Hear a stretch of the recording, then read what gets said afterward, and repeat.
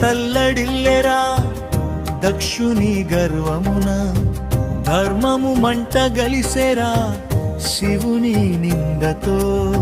సతీదేవి తనువు విడిచే యజ్ఞగుండమున, రుద్రుని కన్ను తెరిచెరా ప్రళయ కాలమున.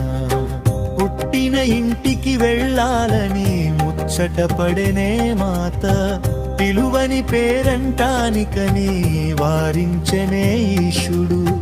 తండ్రి మాటల బాణములే ప్రాణము తీసెనే, పతి నిందను భరించలేక అగ్నికి ఆహుతయ్యేనే. పుట్టిన ఇంటికి వెళ్ళాలని ముచ్చటపడనే మాత, పిలువని పేరంటానికని వారించెను ఈశుడు.